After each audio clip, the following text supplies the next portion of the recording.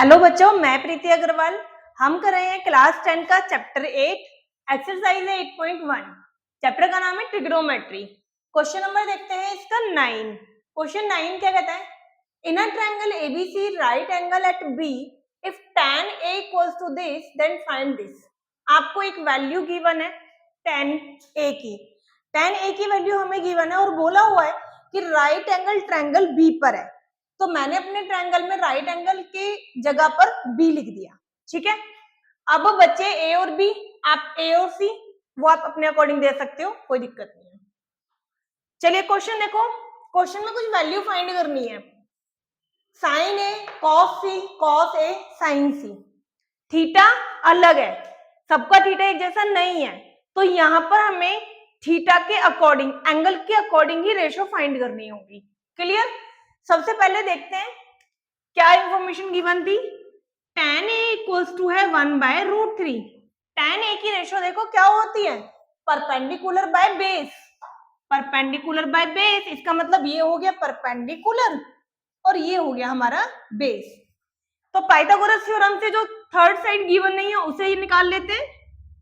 Hypotenuse की square equals to A B की square plus B C की square. AC की स्क्वायर नहीं है हमारे पास।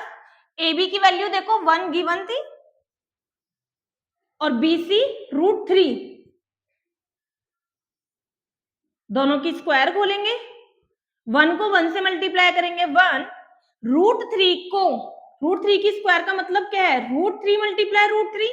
√3 को √3 से जब मल्टीप्लाई करते हैं तो सिंपल 3, इनको ऐड करेंगे 4, ये 2 इक्वल के उधर जाकर के रूट बन जाता है और 4 का आप रूट खोलेंगे फैक्टर करके, पेयर आता है, जो पेयर के साथ नंबर आता है वो आंसर होता है, यानी कि √4 का रूट खुलेगा 2।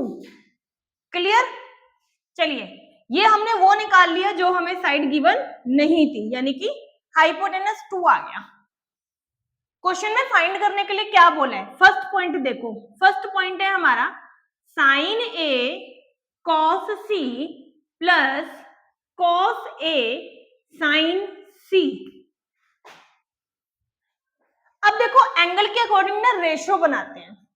साइन ए, पहले तो हम एंगल देख रहे हैं ए, तो एंगल ए को करा मार्क, इसके सामने वाला परपेंडिकुलर हो जाता है तो ये वाला बचा बेस हो जाएगा। ठीक है, हाइपोटेनस जो होता है वो चेंज नहीं होता है। तो साइन का रेशियो देखो, साइन थीटा की रेशियो होती है परपेंडिकुलर बाय हाइपोटेनस। अब परपेंडिकुलर हो गया ये मेरा BC यानी कि √3 बाय हाइपोटेनस, हाइपोटेनस 2। क्लियर? इन दोनों के बीच में कोई भी साइन नहीं है तो मल्टीप्लाई का साइन मानेंगे। अब कॉस की रेशियो निकालते हैं। एंगल देखो, पहले एंगल दे रखा है C, तो अब हम मार्क करेंगे अपने एंगल C को। ठीक है, और मार्क करते ही सबसे पहले चेंज कर लिया करो। इसका मतलब इस एंगल के सामने वाली जो साइड है ये हमारी हो जाएगी परपेंडिकुलर और अब ये हो जाएगा बेस। क्लियर? हाइपोटेनस तो चेंज होता ही नहीं है। ठीक है, कॉस सी, कॉस की रेशियो होती है बेस बाय हाइपोटेनस। अब बेस तो मेरा ये हो चुका है, हाइपोटेनस तो चेंज होता ही नहीं है, यानी कि वो तो 2 ही था। क्लियर? आगे देखिए कॉस ए। अब कॉस ए फिर से ए एंगल पे आ गया, चलिए फिर से ए एंगल को मार्क कर लो। तो इसके सामने वाली जो ये साइड होगी ये हो गई फिर से परपेंडिकुलर, तो जो परपेंडिकुलर थी ये हो गई बेस। क्लियर? अब रेशो देख लो, कॉस ए की रेशो क्या होगी, बेस बाय हाइपोटेनस। बेस हो गया ये, ठीक है 1 और हाइपोटेनस 2 ही है। मल्टीप्लाई साइन सी, अब एंगल हो गया सी, चलिए फिर से सी को मार्क करो और इसके सामने वाली लाइन अब ये फिर से हमारी परपेंडिकुलर हो गई और ये हमारी बेस हो गई। क्लियर? साइन का रेशियो क्या होता है, परपेंडिकुलर बाय हाइपोटेनस। परपेंडिकुलर हो गया 1 और हाइपोटेनस वो चेंज होता ही नहीं है। क्लियर? √3 को √3 से जब मल्टीप्लाई करोगे तो वो सिंपल 3 हो जाएगा। 2 2 ज़ा 4, 1 को 1 से मल्टीप्लाई किया 1, 2 2 ज़ा 4। लेंगे इनका एलसीएम, एलसीएम लोगे तो 4 हो जाएगा, 4/4 1। क्लियर? चलिए सेकंड पॉइंट देखते हैं। सेकंड पॉइंट में क्वेश्चन क्या है हमारा, cos A cos C plus sin A sin C। ठीक है, बहुत अच्छा क्वेश्चन है प्रैक्टिस के लिए, जिसमें आपको एंगल चेंज करने बहुत अच्छे से आ जाएंगे अगर आपने ये क्वेश्चन अच्छे से प्रैक्टिस कर लिया। अब देखो A, तो चलो A को मार्क करो, उसके सामने वाली साइड हो जाएगी परपेंडिकुलर, ये हो गया बेस। अब कॉस की देखो ratio, base by hypotenuse, base मेरा है 1, हाइपोटेनस 2, दोनों के बीच में कोई साइन नहीं है, मल्टीप्लाई। अब आ गया कॉस C, तो C को मैंने मार्क किया, इसके सामने वाली ये वो लाइन हो गई परपेंडिकुलर, तो ये हो गया बेस। तो कॉस C, कॉस का फॉर्मूला देखो, कॉस की रेशो होती है बेस बाय हाइपोटेनस, यानी कि बेस हो गया √3, हाइपोटेनस तो 2 ही चल रही है हमारी। क्लियर? साइन A, अब A के अकॉर्डिंग देखना है। अब वापस A पे आ गए, ये इसके सामने वाली हो गई परपेंडिकुलर, तो ये हो गई बेस। अब साइन की रेशो होती है परपेंडिकुलर बाय हाइपोटेनस, परपेंडिकुलर √3 और हाइपोटेनस 2, मल्टीप्लाई साइन C, फिर से C पे आ जाइए, इसके सामने वाली साइड क्या हो गई, परपेंडिकुलर हो गई, तो नीचे वाली साइड बेस हो गई। तो साइन की रेशो होती है परपेंडिकुलर बाय हाइपोटेनस, अब परपेंडिकुलर ये लाइन है हमारी, हाइपोटेनस तो यही है हमारी। ठीक है, बस सिंपल सॉल्व कर लो इनको। √3 को 1 से मल्टीप्लाई करा √3, 2 2 ज़ा 4, 1 से √3 को मल्टीप्लाई करा √3, 2 2 ज़ा 4, दोनों का ले लेंगे एलसीएम।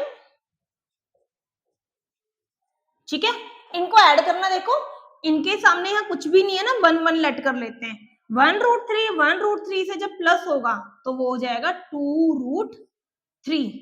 क्लियर?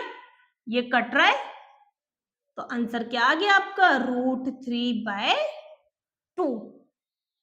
सिंपल था क्वेश्चन। अगला क्वेश्चन देखते हैं, क्वेश्चन नंबर 10। क्वेश्चन में गिवन है कि in triangle PQR right angle at Q। ठीक है, राइट एंगल हमारा Q पर है, PR और QR का सम 25 है, PR और QR दोनों का सम 25 है। एक और साइड दे रखी है PQ, 5 गिवन है, तो आपको कुछ वैल्यूज फाइंड करनी है इन चारों की। ठीक है, इस क्वेश्चन में छोटी सी प्रॉब्लम है कि आपको ना दो साइड अलग अलग ना दे करके दोनों साइड्स का सम दे दिया है। ठीक है, जैसे कि ये है मेरी PR और ये Q है ना, दोनों का सम मिला के 25 है।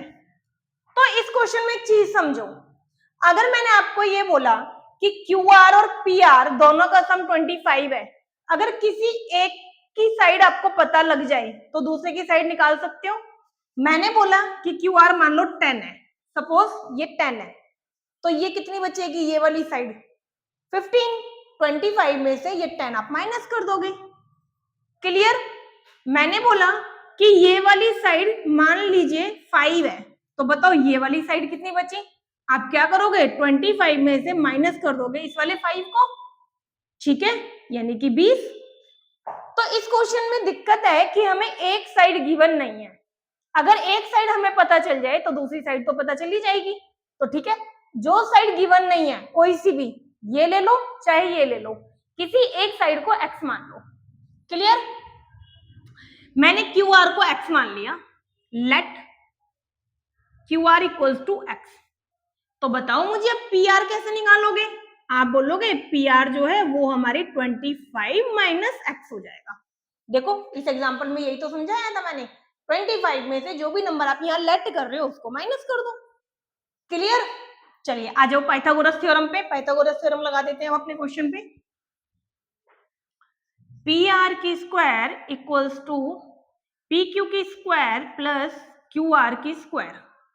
ठीक है, अब पी आर देखो ये निकल के आया 25 माइनस एक्स की स्क्वायर निकल के आई है। पी क्यू हमें गिवन था 5 की स्क्वायर और क्यू आर हमने एक्स लेट कर ही लिया है। ठीक है, चलो स्क्वायरिंग खोलो। इधर देखो यहाँ पर आइडेंटिटी लगेगी आपकी ए की 2 बी की 2 माइनस 2ab। तो इधर ए की 2 किया या फिर मैं फॉर्मूला लगा देती हूँ 25 की स्क्वायर प्लस एक्स की स्क्वायर माइनस 2 आया फॉर्मूले से ए बी। ठीक है, आगे देखो इसकी स्क्वायर खोली मैंने 5 की 25 आ गया प्लस में एक्स स्क्वायर ऐसे ही आ गया। अब इसकी स्क्वायर खोल दो, इसी को इसी से मल्टीप्लाई करेंगे, 25 को 25 से मल्टीप्लाई करोगे तो 625 आ जाएगा। एक्स स्क्वायर इन तीनों को मल्टीप्लाई करो, 25 को 2 से मल्टीप्लाई करा 50, ये वाला एक्स साथ में आ जाएगा।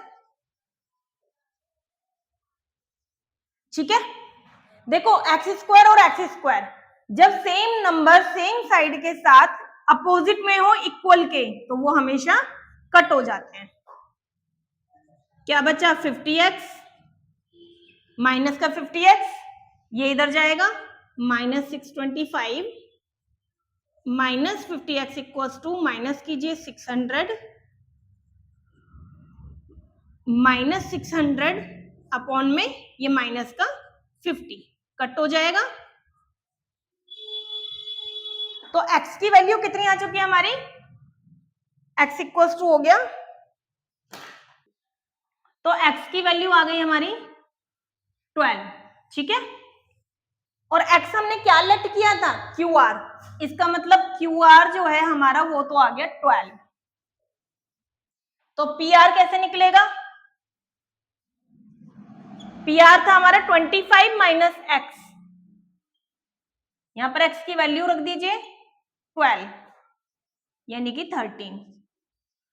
PR की वैल्यू आ चुकी है 13। ठीक है, अब क्योंकि हमारे पास तीनों वैल्यू आ चुकी हैं, जो जो क्वेश्चन पूछा था उसकी वैल्यू फाइंड करते हैं। देखो क्वेश्चन हमारा cos p, ठीक है, तो p के सामने वाली साइड हो जाएगी परपेंडिकुलर, ये हो जाएगा बेस। ठीक है, साइन p रेशो क्या होती है, परपेंडिकुलर बाय हाइपोटेनस, परपेंडिकुलर और बाय हाइपोटेनस। ठीक है, आगे आ जाइए, cos p मार्क किया हुआ है हमने, परपेंडिकुलर यही रहेगा, बेस यही रहेगा। ठीक है, कॉस की रेशियो देख लो सीधा, बेस बाय हाइपोटेनस, बेस हो गया 5 और हाइपोटेनस हो गया 13। नेक्स्ट देखिए tan p की रेशियो क्या होती है, p बाय बेस यानी कि परपेंडिकुलर और बाय बेस, तीनों रेशियो फाइंड हो गई। एक मिनट इसको फिर से देखो, परपेंडिकुलर ये 10 की है, परपेंडिकुलर तो हमारा ये हो गया था ना 12 बाय बेस हमारा 5 यानी कि 12 बाय 5। उम्मीद है बच्चों आपको ये एक्सरसाइज अच्छे से क्लियर हुई होगी। मैंने बहुत कोशिश करी है छोटे छोटे से पॉइंट्स इसमें एक्सप्लेन करने की और क्लियर करने की। फिर भी अगर आपको कहीं प्रॉब्लम है तो प्लीज कमेंट कीजिए, मैं आपको अलग से वीडियो बना के उस क्वेश्चन को समझा दूंगी। Thank you.